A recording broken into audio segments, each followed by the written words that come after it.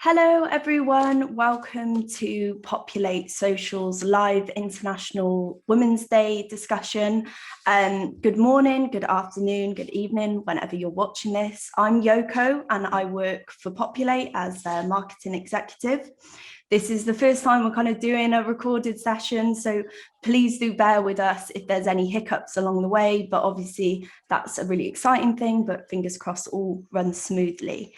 I'm really excited today, and that's not just because it's International Women's Day, but because I'm delighted to be interviewing a bunch of the UK's kind of strongest, creative and inspirational females out there, one of whom I'll be introducing to you in just a sec.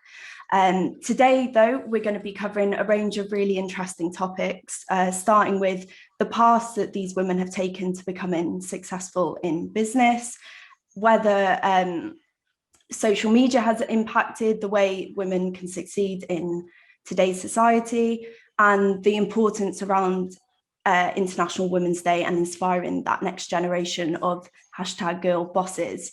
We'll also be kind of examining the wider sector's gender gap in a little bit more detail as we go. So let's get straight into it. I'm delighted to be joined today by Natalie Atkinson, who is ex-managing director of Oldham Athletic Football Club. In January 2018, Natalie joined Oldham Athletic with a wealth of experience, and after having achieved great success in the same role during her time with Curzon Ashton and Southport. Natalie's role kind of oversaw the day-to-day running of the club, aiming to kind of raise the club's profile both locally and nationally. Not just off the pitch was Natalie kind of busy at work. She obviously has been at the heart of some other projects too, including securing a grant for the end of season pitch works from the Football Foundation, whilst also guiding the club alongside the board of directors through their kind of first phase of this development. She also secured a long-term partnership with Everton FC, a strategy in total that kind of saw more season tickets sold than ever before. She worked closely with the community as well to kind of deliver trust amongst the fans, helping to improve the profile of the club in the local area, and amazingly secured Oldham as one of the first professional clubs to be homeless friendly. So Natalie really laid the foundations and implemented a number of key initiatives that have kind of turned the club to move forward into modernisation, progression, and the ability to be self-sufficient. So a real collection of things. So welcome, Natalie. We're obviously delighted to have you here. Thank you for coming on today. No, thank you. And thank you for that introduction. I think when you hear things back, you almost think, gosh, yes, I actually did those things. Should be proud of yourself. And I think anybody that works within the football industry should be proud of what they are doing day to day and what they're achieving.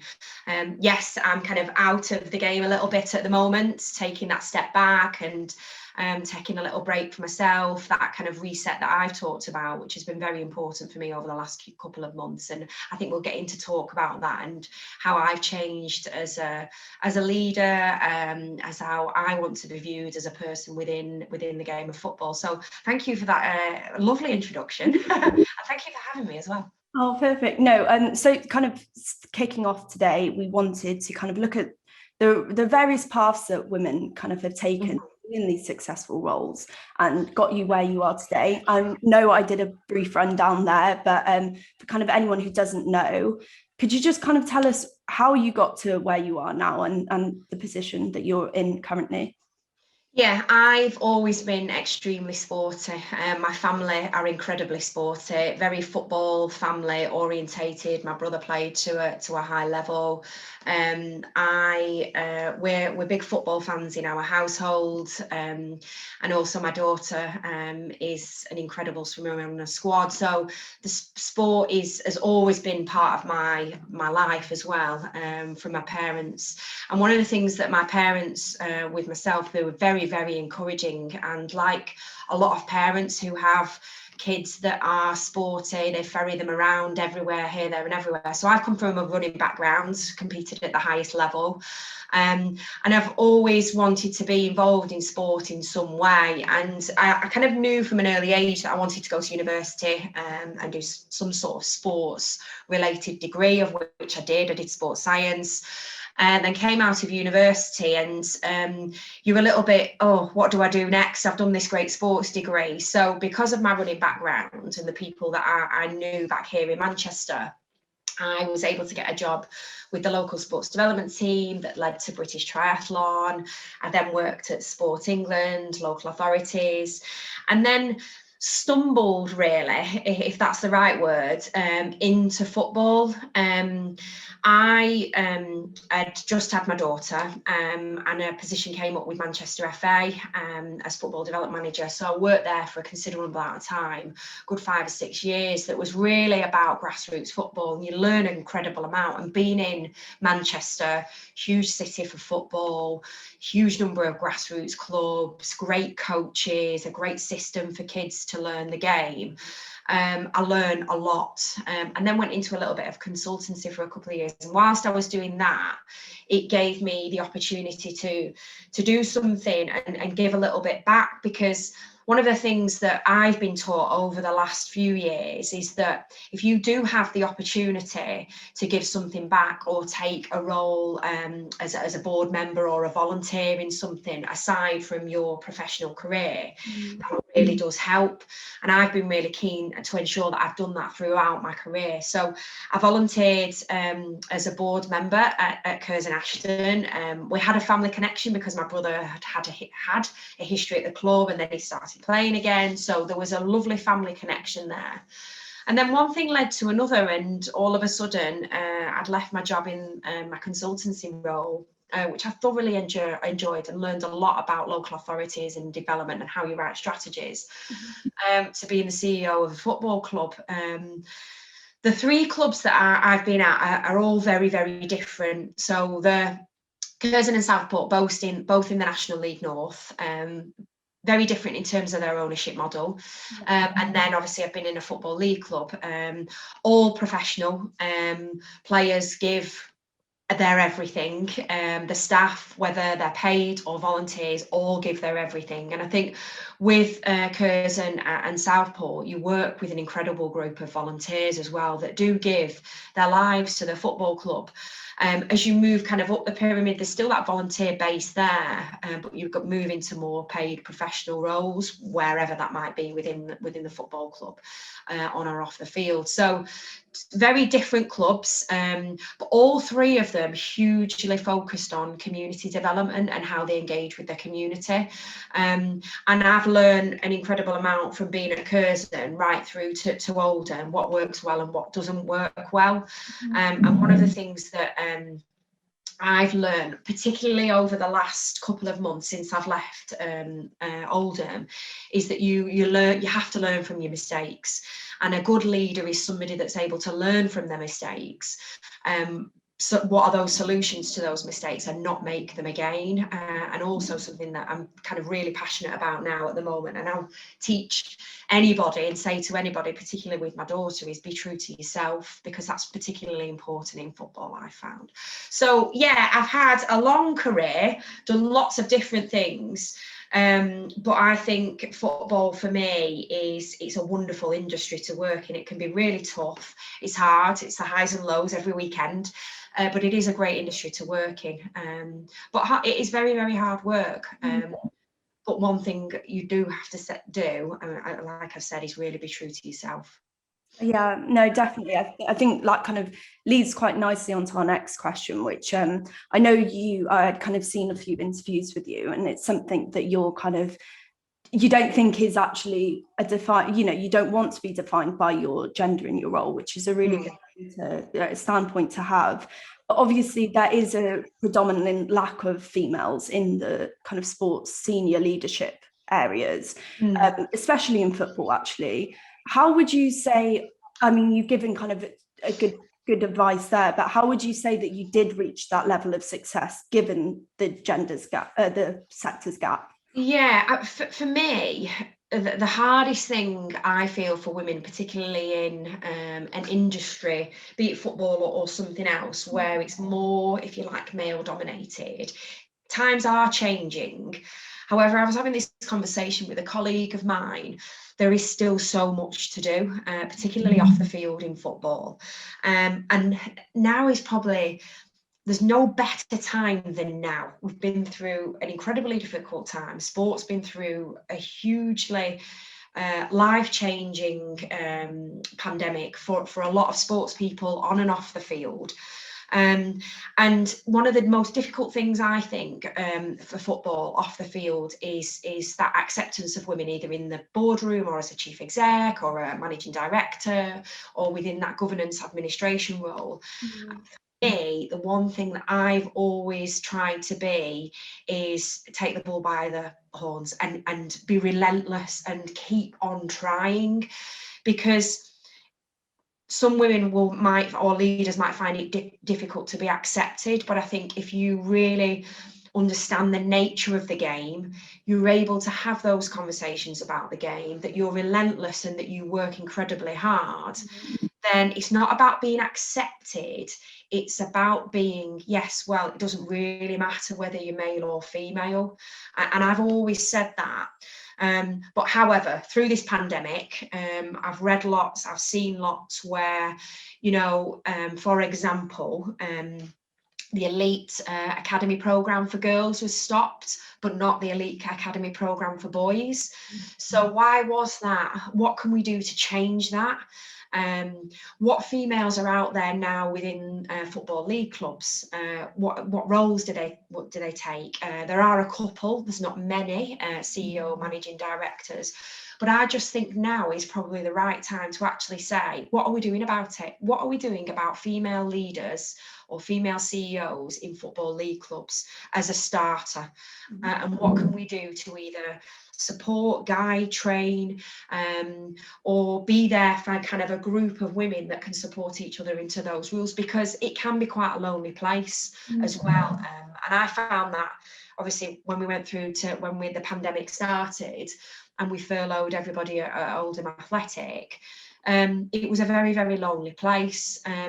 Would I have done things differently? Yes, probably. So there are some things that would do differently. And I think that's testament to, I don't know whether it's a female trait or if it's a male trait as well, but I find that I self-reflect a lot more now over the last couple of years. And there's things that I definitely do differently that I wouldn't have done again, particularly at Oldham, I would change. And I think going through what everybody's been through in terms of the pandemic, you kind of start to appreciate the things that you didn't appreciate before. And I really appreciated being a female in football. Now, I know I've said it doesn't really matter whether you're male or female, but I've appreciated that more. And I've read a lot and been on a lot of podcasts and group discussions all over Zoom over the last few months about women supporting women. And I would like to see that more. I'd like to see that particularly in women in football. There is the Women in Football organisation, which is hugely supportive and great campaigners of the game for women in football. But I'd like to see more done around leaders for women in the Football League, and then obviously upwards to the Premier League. It's what can we do now? Now is probably the right time to look at that as where there are the gaps and what training and education, support, guidance do we need as females. 100%. Do you feel like you were defined by your gender in your... I don't think I ever have, because obviously I started in football many years ago. I've been in and around football for a very long time because of my family connection with the game, and I've never had that barrier put in front of me. I've never seen that I've been treated any differently. I was never treated any differently at Curzon, Southport or Oldham. But I think the way you are, as a person, you can be a really, really strong, independent, know what you're talking about, strong female, but then it still can be quite intimidating going into that boardroom or any room where there is it's just males, unfortunately. So I think there is still that, and I think you can be the strongest woman in the world, but I still think you can still feel a slight unease about it. But like I say, you've got to be relentless. You've got to know who you are as a person, and obviously, and as well, stick to your values, and that's very important, and something I know we'll talk about. Over the last few months, I've really kind of affirmed what my values are and how I won't move away from those values now, going into whatever next position that I take. Do you think that there is a pathway for females to reach the levels you have now? I do. It's not an easy pathway. It really isn't. The roles that I've had, the Curzon Ashton one happened because we knew the football club wanted to take that next step, and we really wanted to grow the community. We really wanted to refurbish the 3G pitch that they have at the club through the Football Foundation. So it needed somebody day to day to take that role. Did I fall into it? No, I don't think I fell into it. But I think with my background in terms of football and consultancy, administration and governance, the club and I saw an opportunity. With Southport, there was new owners. They'd obviously seen the work that I'd done at Curzon, and I absolutely loved the work that we did at Southport to grow, an off the field team from scratch, working with the owners in terms of the new stadium, the rebuild of the stands, the Football Foundation monies that we got, the community programme that we introduced, and so on and so forth, increasing season tickets. So it sometimes you can fall into these things. I don't think there is a pathway as such into a role. But what I would say is that volunteering, taking an independent exec role on a board that's got some either football related or sports related, and gaining as much experience as you can by either shadowing somebody, like I say, volunteering, and kind of being part of the game as a whole, whether you want to be a coach or whether you want to do some administration work with a grassroots football club off the field, like secretary role or treasurer. Those kind of roles for me are really important. And I think I don't think I would have got to where I did with Southport or Oldham, for example, if I'd not done a lot of volunteering, if I'd not read a lot, if I didn't build this network of people around me that are within the game. I call them my experts that I'll always kind of turn to, and I've got this group of people that are kind of very close to me and will guide me or support me or whatever it might be.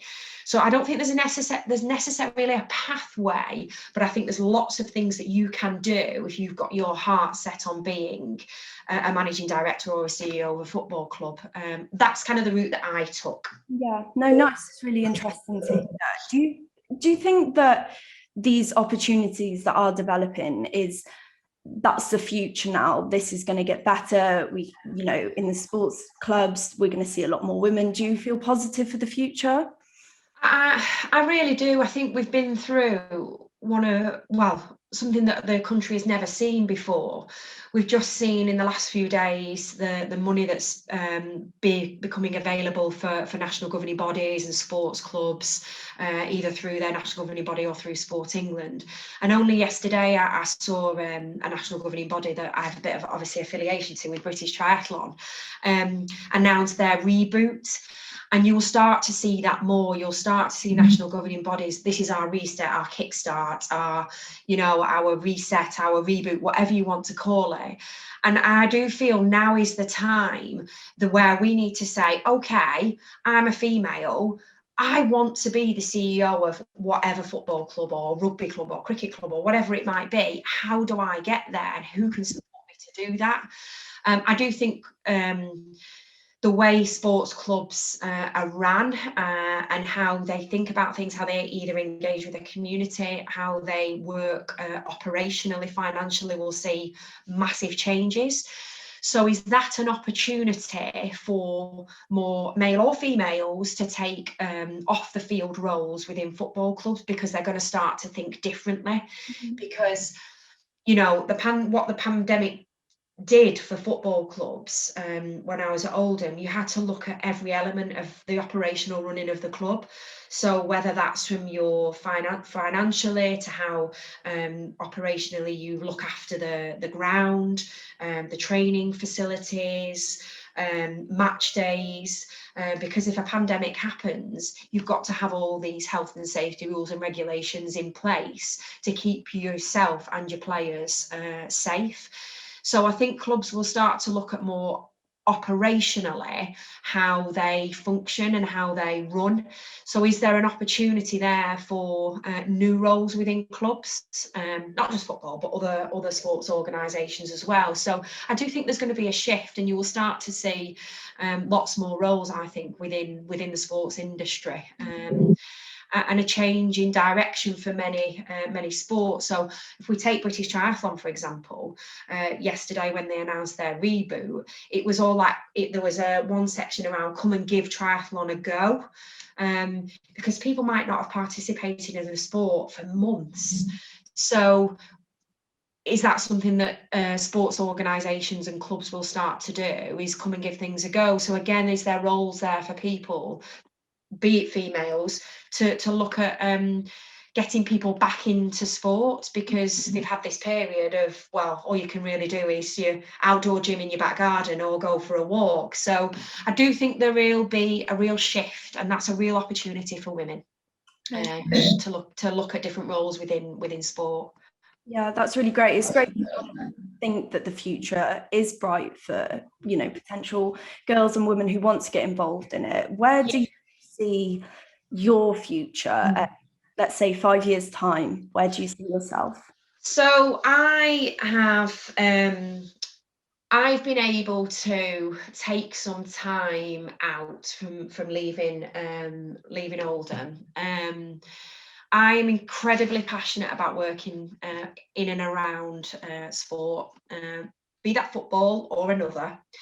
I think I've still got that passion, I've still got that hard work inside of me, but what I have really learnt and been able to take that step back is look at where, like I say, where I made mistakes within my career over the last few years, and where I wouldn't do that again, and what the solutions are to not making those mistakes.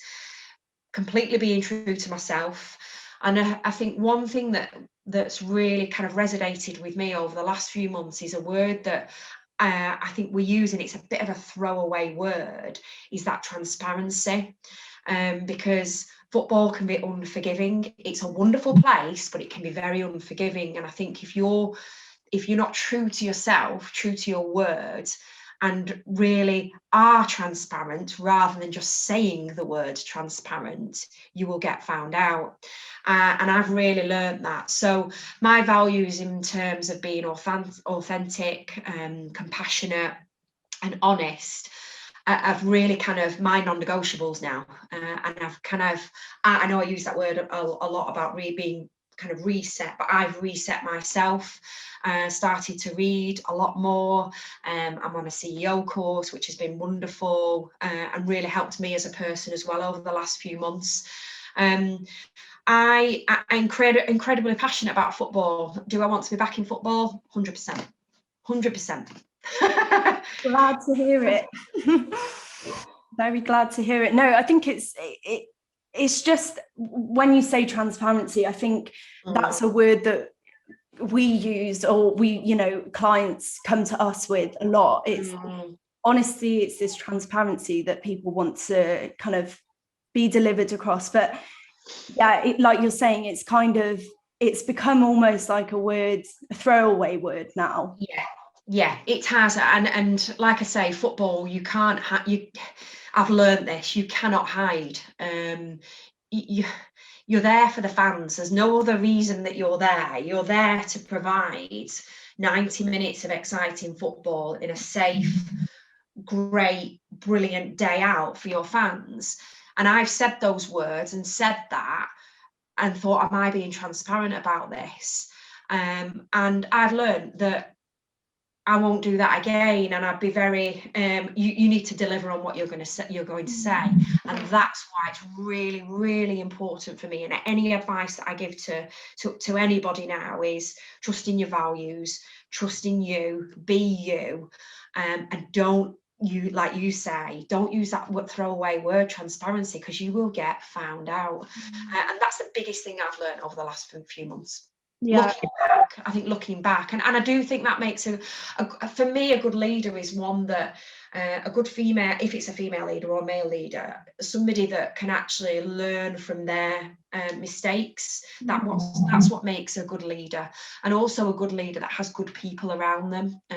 It is where I see kind of my next stage, is having those good people around you, because you can't be the expert in everything as a CEO of a football club. You've got to have good people around you. 100%. They're the experts. What do you think is still the hardest thing that we're facing as women today? That could be professionally, that could be personally.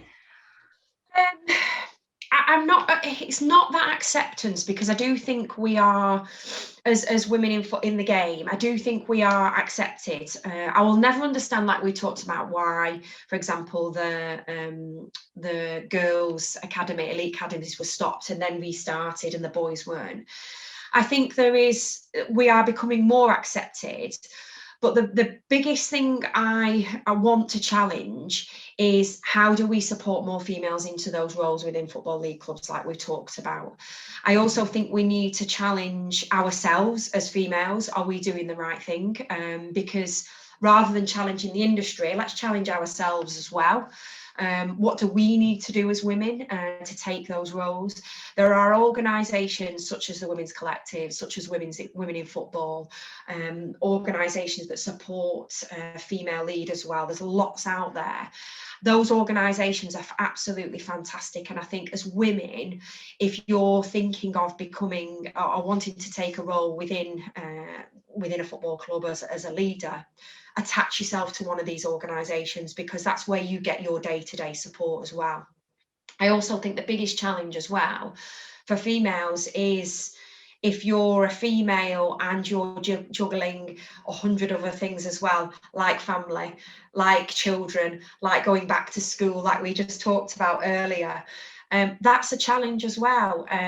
But I also think for dads as well, that's a challenge as well, and males that have got to juggle all these different things. And I think that's the biggest challenge for anybody in a leadership role, is the ability to manage and be organised, because you'll have a life at home, you'll have a life at work. So this is where, for me, the support network is the best thing. And I think any person either coming out of university who's done a sports related degree, find a network and start to link with people like-minded, that can be your support bubble as you guide yourself through your career. For me, that's the biggest challenge, is you need to find that network of people. Yeah, 100%. I think the future looks bright, and I think I'm obviously a young female myself, and I think it gives opportunity when I see women like yourselves or in these kind of high senior roles, that I could do it and that other women can do it, and we're all capable of doing it. But how do you think, on the whole, that we need to be actively encouraging this kind of next wave of future kind of female bosses, girl bosses? For me, it's doing things like this. It's talking. I mean, International Women's Day has this huge media profile around it, and it's just one day. It's what are we doing for the 364 other days of the year? What else are we doing to empower women? What else are we doing to support young women like yourselves? Can we provide more female mentors for the younger generation? What am I doing with my daughter to encourage her every day to be strong, to be independent, to be focused on her schoolwork? I don't think it comes down to one day.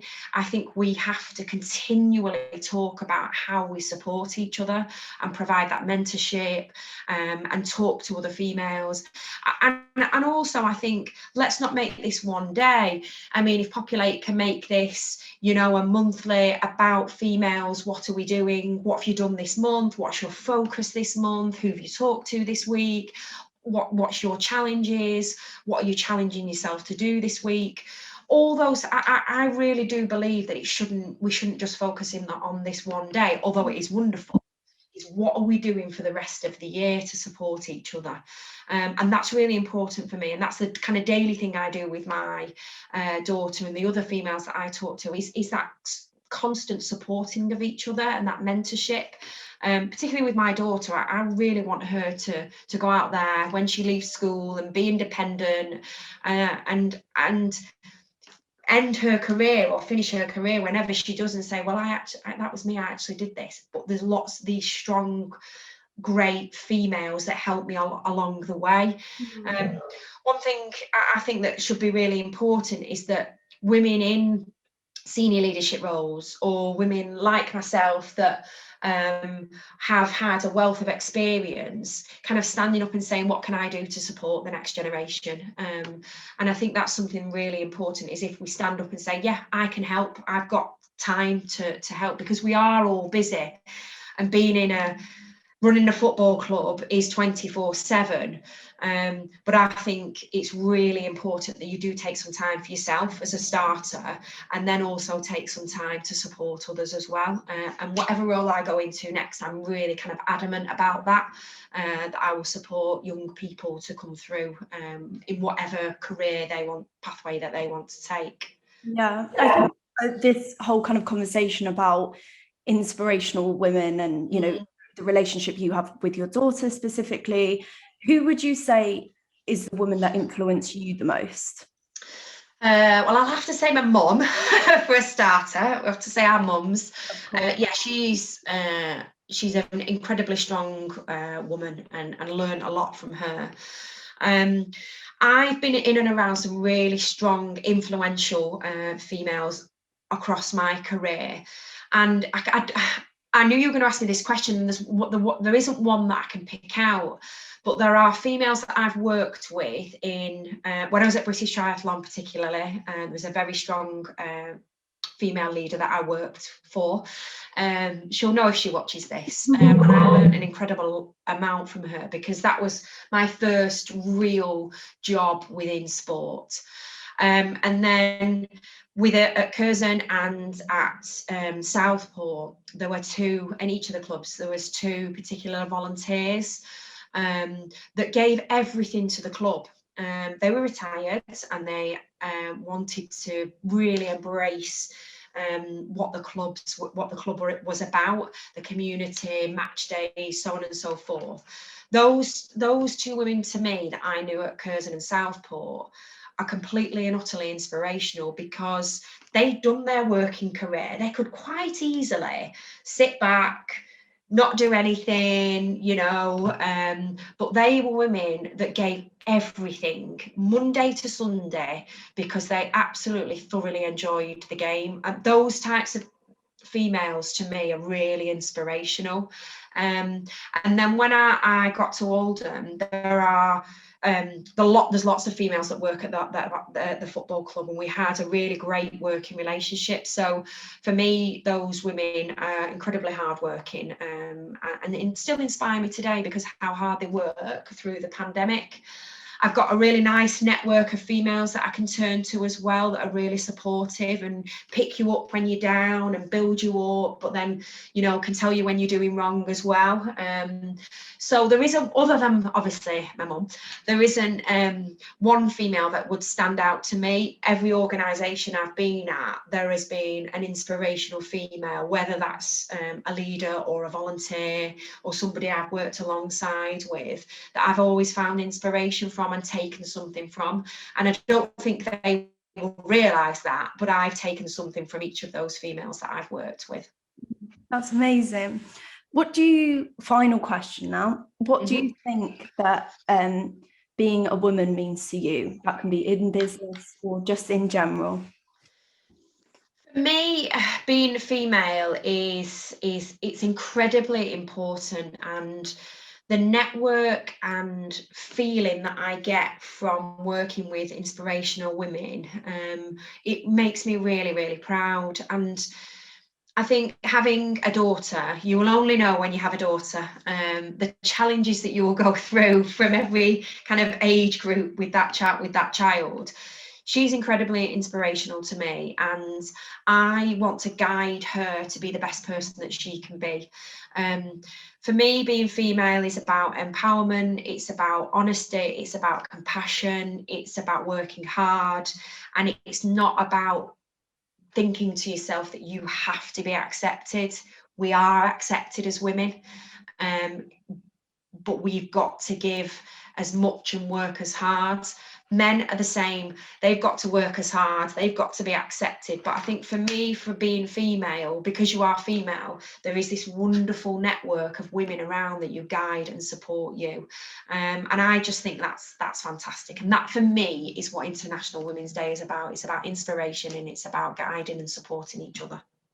Amazing. Thank you so much for joining us. Thank you. Telling us your amazing story. It's been so great to hear, and we're obviously delighted to be supporting and celebrating International Women's Day today. But thank you so much. No, thank you. Call it a day there, but thank you. Thank you.